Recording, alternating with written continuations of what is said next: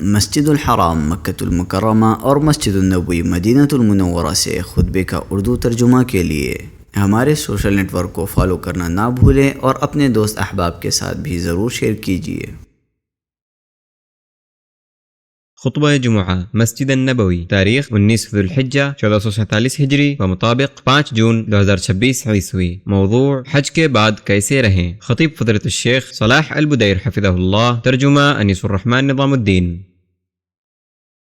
ہر قسم کی تعریف اللہ کے لیے ہے جو بہت بخشنے والا، بہت محبت کرنے والا، فضل و احسان اور کرم و سخاوت والا ہے۔ میں گواہی دیتا ہوں کہ ایک اللہ کے سوا کوئی معبود برحق نہیں، اس کا کوئی شریک نہیں، ایسی گواہی جو کفر و انکار کو مغلوب کرتی ہے۔ اور میں گواہی دیتا ہوں کہ ہمارے نبی اور سردار محمد اللہ کے بندے اور اس کے رسول ہیں۔ آپ صلی اللہ علیہ وسلم کی رسالت کا نور نشیب و فراز ہر جگہ روشن ہوا اور اس نے جہالت کی تاریکی اور اس کی اندھیری راتوں کو چھانٹ دیا۔ درود و سلام نازل ہو آپ پر اور آپ کے آل و اصحاب پر، جب تک فاختہ نغمہ سرا رہے اور وعود پر برگوبار آئے۔ اما بعد، مسلمانوں، اللہ کا تقوی اختیار کرو اس شخص کی طرح جس نے احکام پر استقامت کی اور منع کردہ چیزوں اور بری باتوں سے رک گیا۔ اللہ کا فرمان ہے، مومنوں، اللہ کا کما حق و تقوی اختیار کرو اور مرنا تو مسلمان ہی مرنا۔ مسلمانوں، عرفہ میں وقوف کرنے والوں کو مبارک ہو، مزدلفہ پہنچنے والوں اور وہاں رات گزارنے والوں کو مبارک ہو، مینا پہنچنے والوں اور جمرات کی رمی کرنے والوں کو مبارک ہو، ان مشاعر پر ٹھہرنے والوں اور ان شعائر کو ادا کرنے والوں کو مبارک ہو۔ اللہ حاجیوں سے ان کا حج اور ان کی کوشش قبول فرمائے، ان کے حج کو مقبول بنائے، ان کی کوششوں کو قبول کرے اور ان کے گناہوں کو بخش دے۔ مسلمانوں، جو اس سال عرفہ میں وقوف نہ کر سکا اسے چاہیے کہ اللہ کے اس حق کو ادا کرے جس کی وہ معرفت رکھتا ہے۔ جو مزدلفہ میں کسی رکاوٹ کی وجہ سے رات نہ گزار سکا اسے چاہیے کہ اپنے اس مولا کی سدا اطاعت کرے جو اپنی طرف آنے والوں کو قریب کرتا اور نزدیک رکھتا ہے۔ اور جو ان لوگوں کے ساتھ نہ تھا جو مینا میں رات گزار رہے تھے اسے چاہیے کہ ہمیشہ اپنے رب کی اطاعت کرے، تو ایسا آدمی اپنے مقصد کو پا لے گا۔ اے وہ لوگو جنہوں نے بیت عتیق کا حج کیا، تم دور دراز جگہوں سے آئے ہو، تم نے بہت دور سے لبیک کہا ہے، اللہ کے فضل سے تمہارا حج پورا ہوا اور تمہارا میل کچیل دور ہو گیا۔ یہ دیکھو تم اپنے گھروں اور ملکوں کو لوٹنے کی تیاری کر رہے ہو، تم برائیوں میں پھر سے ملوث ہونے، گناہوں اور گالی گلوچ کو اپنا شیوا بنانے سے بچو۔ اللہ کا فرمان ہے، تمہاری حالت اس عورت کی سی نہ ہو جائے جس نے آپ ہی محنت سے سود کاتا اور پھر آپ ہی اسے ٹکڑے ٹکڑے کر ڈالا۔ ایک کم عقل،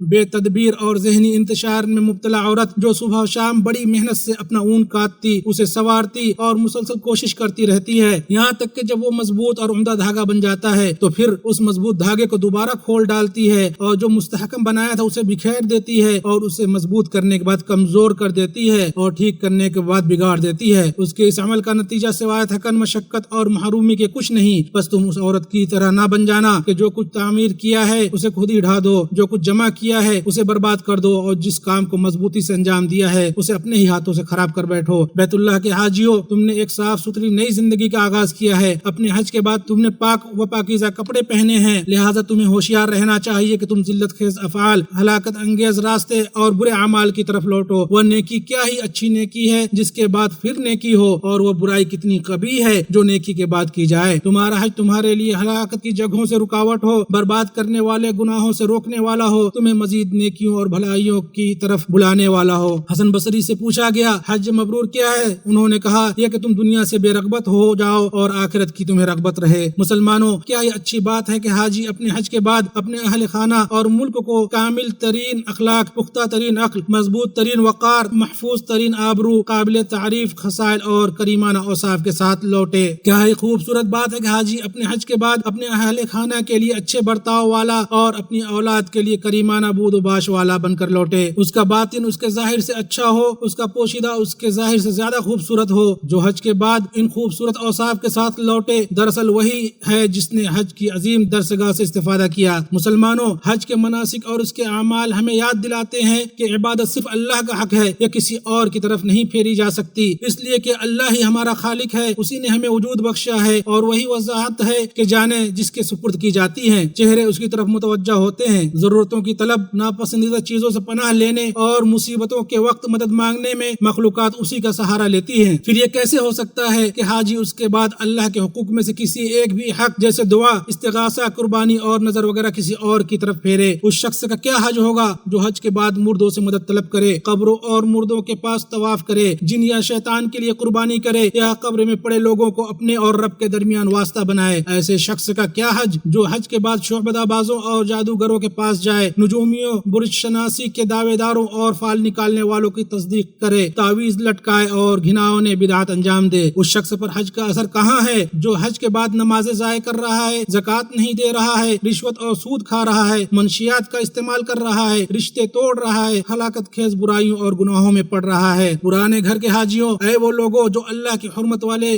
گھر کے حج کے دوران احرام کی ممنوعات سے بچے رہے، بہت سی ممنوعات ہمیشہ کے لیے ہیں، سال بھر اور زمانے بھر کے لیے ہیں، ان کے قریب ہونے اور انہیں کرنے سے بچو۔ مسلمانوں، جس نے حج میں اللہ کی پکار پر لبیک کہا، اب اسے کسی دعوت، اصول، مسلک اور ایسی آواز پر لبیک ہرگز نہیں کہنا چاہیے جو اللہ کے اس دین کے خلاف ہو جس کے سوا اللہ کسی سے کوئی اور دین قبول نہیں کرے گا۔ جس نے اللہ کے لیے حج میں لبیک کہا، اسے ہر جگہ اور ہر زمانے میں اللہ کے حکم پر لبیک کہنا چاہیے، چاہے اس کی سواری جس طرف جائے اور چاہے جدھر کا سفر کرے، وہ اس میں کسی تردد کا شکار نہ ہو اور نہ کسی دوسرے اختیار کو دیکھے، عمل سے نہ رکے اور نہ اکتائے۔ اللہ مجھے اور آپ کو قرآن و سنت میں برکتوں سے نوازے، ان میں موجودہ آیات و حکمت سے مجھے اور آپ کو فائدہ پہنچائے۔ میں وہ کہہ رہا ہوں جو آپ سن رہے ہیں، اور اللہ سے اپنے لیے اور آپ کے لیے اور بقیہ تمام مسلمانوں کے لیے ہر گناہ اور خطا کی مغفرت طلب کرتا ہوں۔ آپ بھی اس سے مغفرت طلب کرے، بلا شبہ وہ توبہ کرنے والوں کو بہت بخشنے والا ہے۔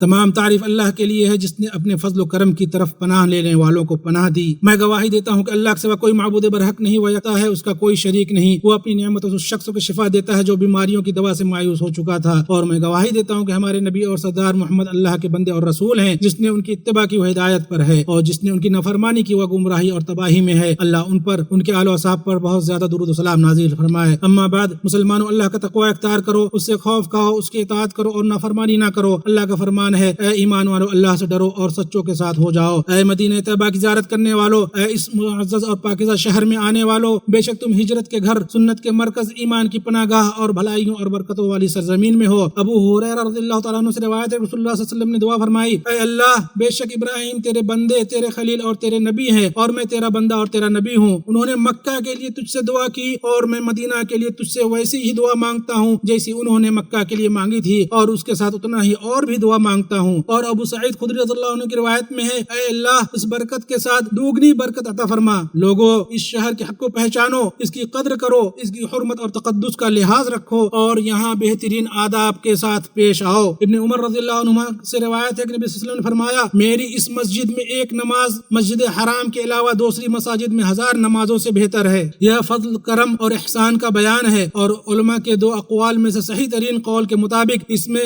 فرض اور نفل دونوں شامل ہیں۔ اے اللہ کے بندے، اے وہ شخص جسے علی الاطلاق دنیا کے بہترین دن ملے اور وہ خواہشات کی بیڑیوں میں جکڑا رہا، اے وہ شخص جس نے نیکیوں اور رحمتوں کے موسموں کو پایا اور کھیل تماشے اور برائیوں میں لگا رہا، کیا تو نے حج و عمرہ کرنے والوں اور عبادت گزاروں کے قافلے نہیں دیکھے؟ کیا تو نے احرام باندھنے والوں کی انکساری، دعا کرنے والوں کے ہاتھ اور توبہ کرنے والوں کے آنسو نہیں دیکھے؟ کیا تو نے تلبیہ پکارنے والوں اور تکبیر و تحلیل کرنے والوں کی آواز نہیں سنی؟ تیرے رب کی قسم، مجھے بتا، تجھے کس چیز نے مشغول اور غافل کر رکھا ہے، اور کس چیز نے تجھے اپنے رب کے اطاعت سے روک رکھا ہے؟ اے گناہوں میں رات و دن گزارنے والے شخص، تو کہتا ہے کہ میں آج یا کل توبہ کروں گا، اس رات کو یاد کر جب تو قبر میں اکیلا رہ جائے گا۔ جب تک مہلت کا وقت ہے جلدی سے توبہ کر لے، گناہوں اور برائیوں سے باز آ جا۔ اللہ کا فرمان ہے، کہہ دو کہ اے میرے بندو، جنہوں نے اپنی جانوں پر زیادتی کی ہے، اللہ کی رحمت سے مایوس نہ ہو، بے شک اللہ سارے گناہوں کو معاف فرما دیتا ہے، یقیناً وہ بخشنے والا مہربان ہے۔ اور درود و سلام بھیجو نبی احمد پر، جو ہدایت کرنے والے اور تمام مخلوق کی شفاعت کرنے والے ہیں۔ جو کوئی ان پر ایک بار درود بھیجے گا، اللہ اس پر 10 رحمت نازل فرماتا ہے۔ اے اللہ، ہمارے نبی اور سردار محمد پر رحمت و سلامتی نازل فرما۔ اے اللہ، خلفائے راشدین، ہدایت یافتہ ائمہ، عظیم شرف اور بلند مقام والے ابو بکر، عمر، عثمان اور علی سے اور تمام آل و اصحاب سے راضی ہو جا، اور ہمیں بھی ان کے ساتھ شامل فرما۔ اے کرم فرمانے والے، اے عطا کرنے والے، اے اللہ، اسلام اسلام اور مسلمانوں کو غلبہ عطا فرما، شرک اور مشرکین کو ذلیل کر، دین کے دشمنوں کو تباہ و برباد کر، ہمارے ملک اور تمام مسلم ممالک کو سازش کرنے والوں کی سازش سے، مکر کرنے والوں کے مکر سے، کینہ پروروں کے کینہ سے اور حسد کرنے والوں کے حسد سے محفوظ رکھ اے رب العالمین۔ اے میرے رب اس ملک کو امن والا بنا۔ اے اللہ ہمارے سربراہ اور حکمران خادم حرمین شریفین کو ان کاموں کی توفیق دے جو تجھے پسند ہو اور جن سے تو راضی ہو، ان کو نیکی اور تقوی کی راہ پر گامزن رکھ۔ اے اللہ ان کو اور ان کے ولی عہد کو اور تمام مسلم حکمرانوں کو ان کاموں کی توفیق دے جن میں اسلام کا غلبہ اور مسلمانوں کی بھلائی ہو اے رب العالمین۔ اے اللہ